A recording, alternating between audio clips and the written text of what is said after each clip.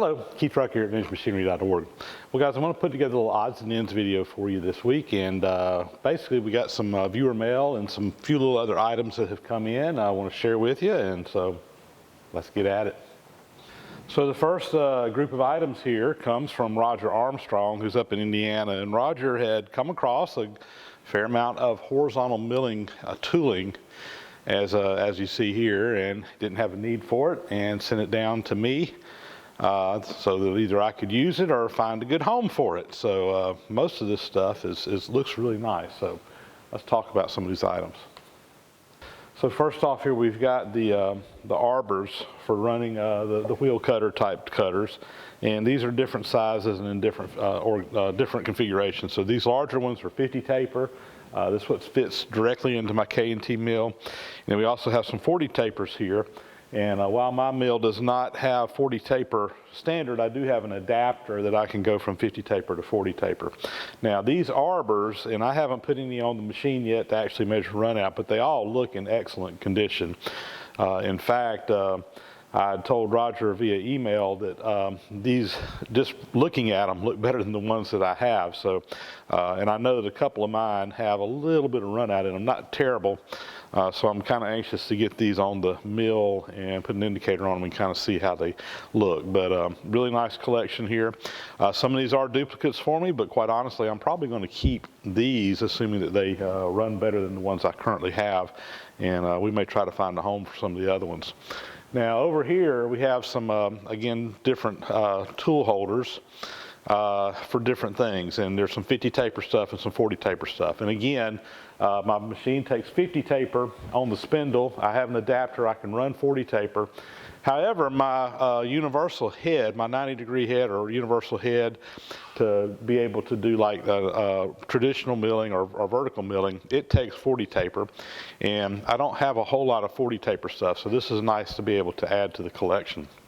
Now one thing I'll note, and excuse me Roger, I'm going to scold you a little bit here.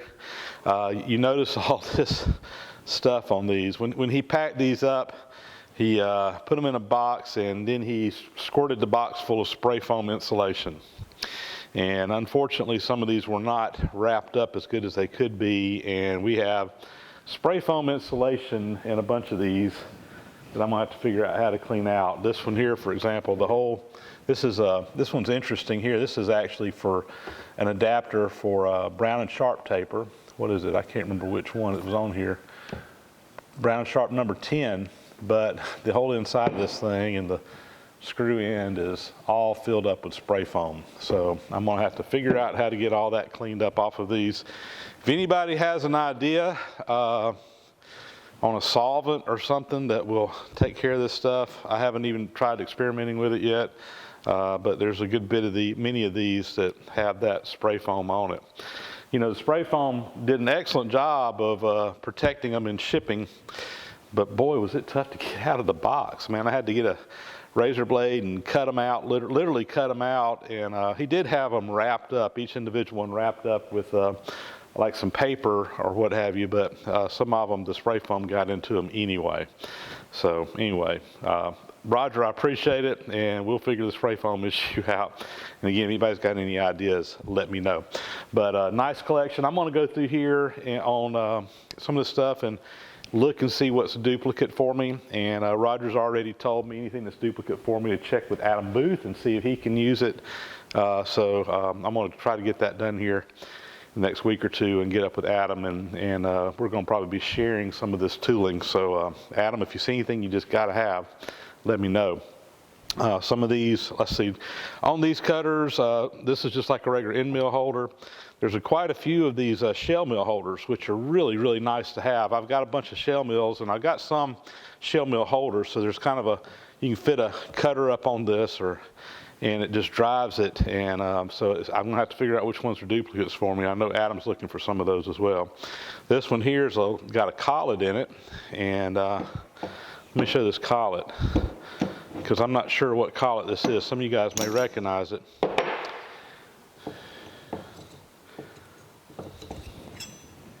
There you go, that collet there. There's no markings on it. I looked at it earlier as far as size or whatever. Anyway, little collet chuck there. This one here actually has a shell mill on it, so this is the actual shell mill, and I got a bunch of these in different sizes, but you got to have the right driver to drive them. So anyway, nice collection of horizontal milling cutters. Greatly appreciate you sending those along, Roger. I'm going to put some of these in my collection, and some of them, like I said, will probably go down to Adam. So next item here, this is actually a tool that I've had for quite a while, years actually, long before I started doing YouTube videos. This is a magnetic cylinder square. So let me open it up. It's in a case, and basically what you got here is the bottom of this is a magnet, and you got this cylinder coming up off of this, and this cylinder is supposed to be perfectly square in any direction off of it. And like I said, this was something I've had for a long time. I actually bought this off of eBay to use out here in the shop for several things. It comes in really handy. I use it in scraping for doing 90-degree stuff. I actually use it on my milling machine to set my spindle up square. Just all kinds of applications for a cylinder square. But I knew that when I got this, like I said, it was an eBay purchase, and it was not perfectly square. It was fairly close, or at least I thought it was. But I knew that it wasn't perfect. A while back, I saw a video that Stan Zinkosky had done. So Stan is out in California. He's the guy that hosts the Barzy Summer Bash each year. And if he's planning on doing another one this year, I'm planning on going out again. But Stan, it does a lot of surface grinding work. In fact, if you don't watch his channel, I'd encourage you to go over and take a look at it. Shaden HKW is his channel name. But he got basically an attachment for a surface grinder to do cylindrical grinding, and he had showed where he had trued up a cylinder square. Now his was not a magnetic cylinder square like this. It was a more traditional one that just is basically a cylinder that sits down. It's a little bit larger diameter. It doesn't have a big base on it like this. So I sent Stan an email. I said, Stan, you reckon you could straighten mine out? And we sent some emails back and forth doing some pictures. And he said, yeah, give it a try. Because again, I knew mine was out. So Stan put this on his grinder, and he actually did some videos. He posted some to Facebook. I think he's got a couple up on his site. I don't know if he's got any actual grinding up on his YouTube channel right now. But it was when he started grinding it, it was actually out farther than I thought it was. But the good news is that he ground this thing back in, and it is pretty much dead nuts. I mean, there may be a 1/10 of an inch of run out in a couple places on this over the length of it, which is it's awesome. So anyway, I wanted to just give a quick shout out to Stan Zinkosky, Shaden HKW, Barzy Industrial, and he was kind enough to do this for me. And Stan, I greatly appreciate it. This is now a much more useful tool. We were using it in one of the last scraping classes, and we actually did some measuring on it, and I found out that it wasn't as accurate as I thought. But I'm glad to know now that this is going to be a tool that I can rely on once again. So thank you very much, sir.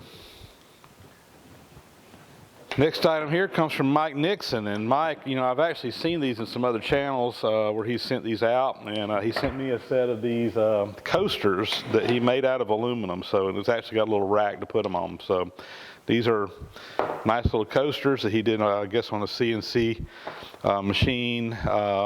I need to get some felt or something to put up on the bottom of them so they don't scratch the surface up or whatever. But anyway, really nice little set there.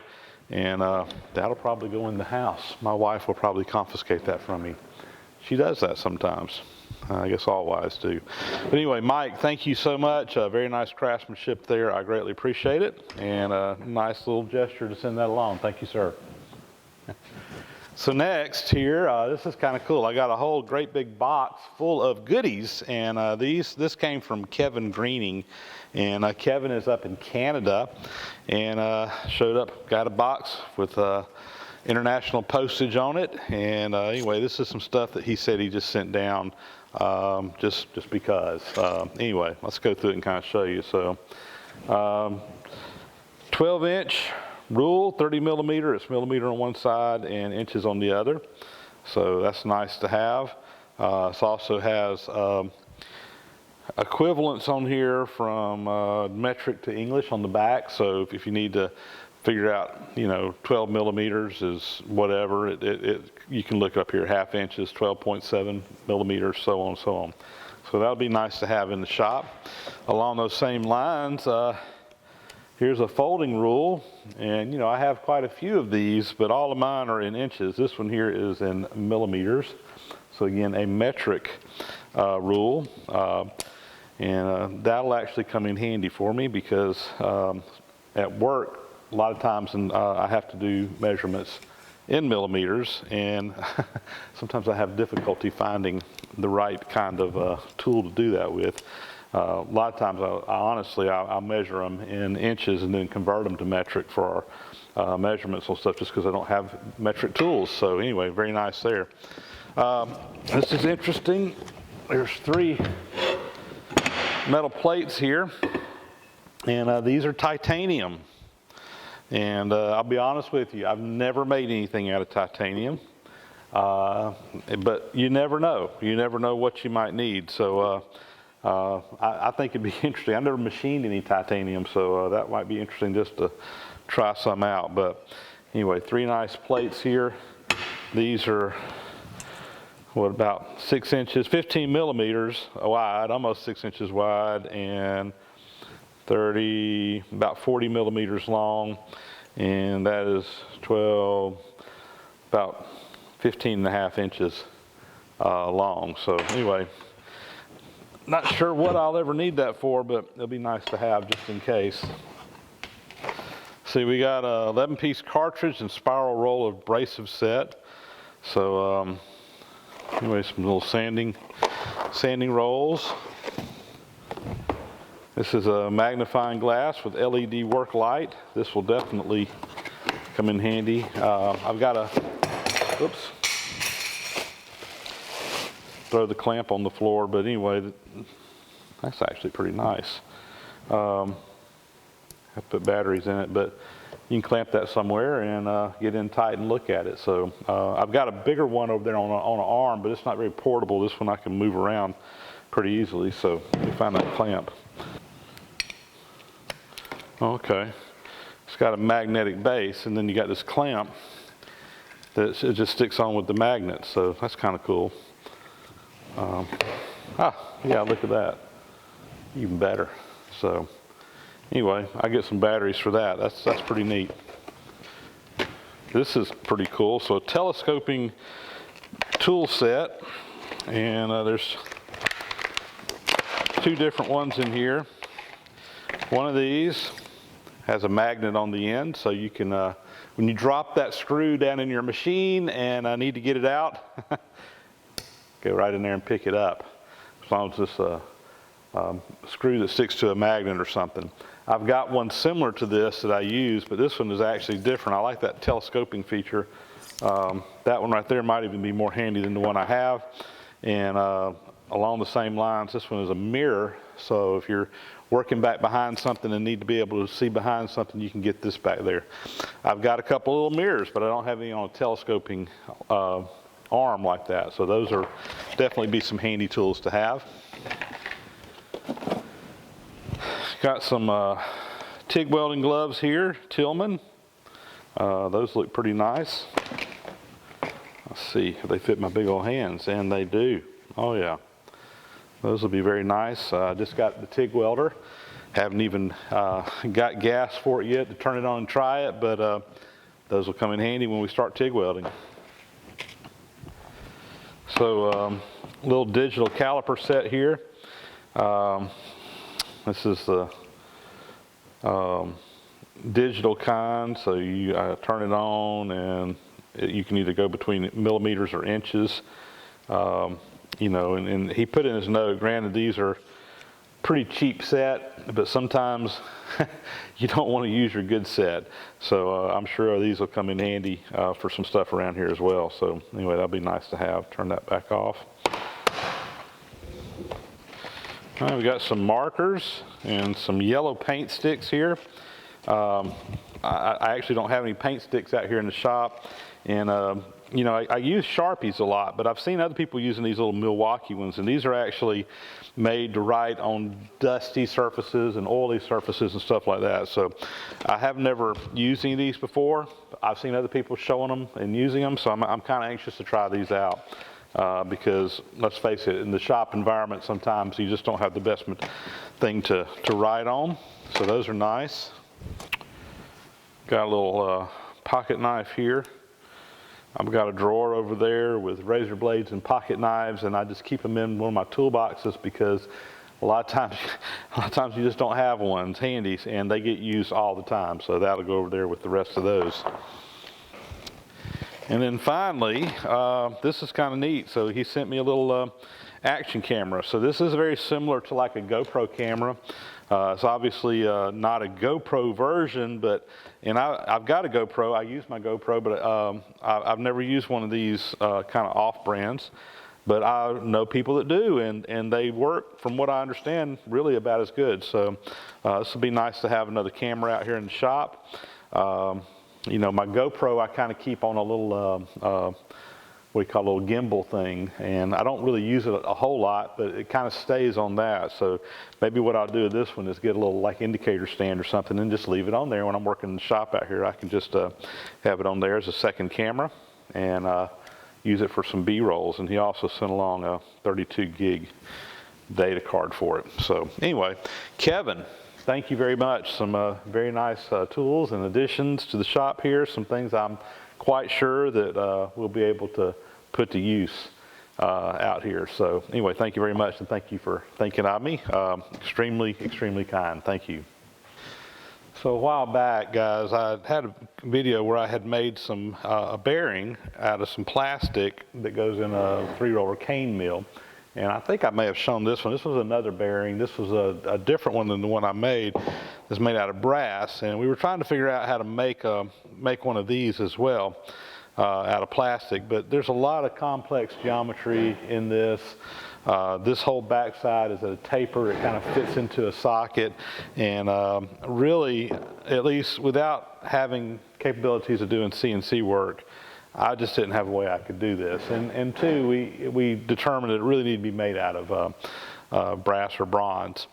So I ended up sending this whole part to a friend of mine, Charles Marlin, who I've mentioned many times before. Charles he is just a guru at drawing things up in 3D modeling, and he drew this part up in SolidWorks. And we were going to print some patterns to actually have it cast. So he drew it up to actual size. He scaled it up for the shrinkage, put a core print in here and made a core box to do this little hollow part. He drew all that up and went to go print it on his 3D printer, as he's done for me in the past. And unfortunately, his 3D printer, he had some issues, and basically his 3D printer is dead. So he sent the files to me. And thank goodness it was kind of ironic, because I had 2 viewers within about a week of this thing happening, or all this stuff going on, that said, hey, have you ever anything 3D printed? I got a 3D printer. So I actually had 2 projects. I'm going to share the other one with you later because I don't have it back yet. But I sent the drawings from 2 different projects to 2 different people, and they are either have or in the process of 3D printing patterns for me. So voila, there we go. Here's our pattern for this part over here. Very nicely done. And again, it's drawn up exactly the size. It has the taper in it and everything else, so that when this is cast, it should just slide right up in there. It's, 1.5% oversized, which is the shrinkage for, we're going to do this in bronze, silicon bronze, so that was the shrink factor that we got for that. And then you see down here, these are core prints. And in addition to these, he also printed me a core box. So this will actually be the sand core that you'll place in the pattern down here up underneath the bottom of this. So anyway, the 3D printing was done, and I'm going to butcher this name. John Soka-Lealoya, I believe is how you pronounce his name. And I probably messed it up. If I did, John, I apologize.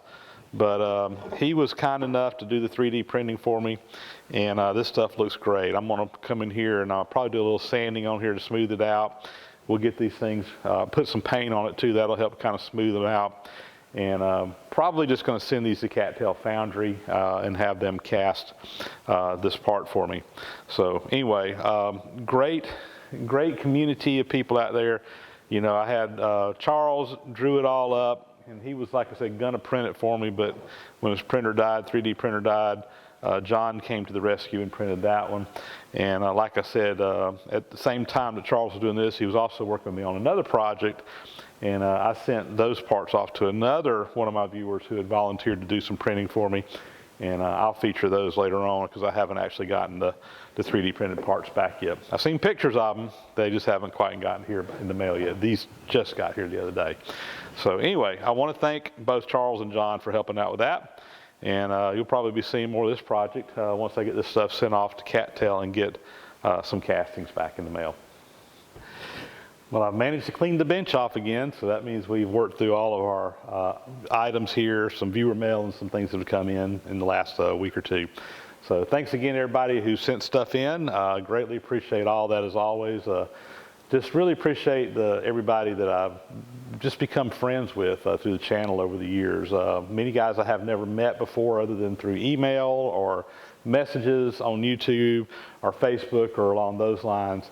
But it is amazing what a small world we live in with the kind of connections that we can make now. And it's just awesome to have these kinds of relationships with people that send stuff in for whatever reason or help out with a project such as the 3D printing or what have you. So thank you for all you guys that do that. And with that, that'll be a wrap on this episode. So as always, guys, thanks for watching. Leave me some comments. If you haven't already, please subscribe, and we'll talk to you later.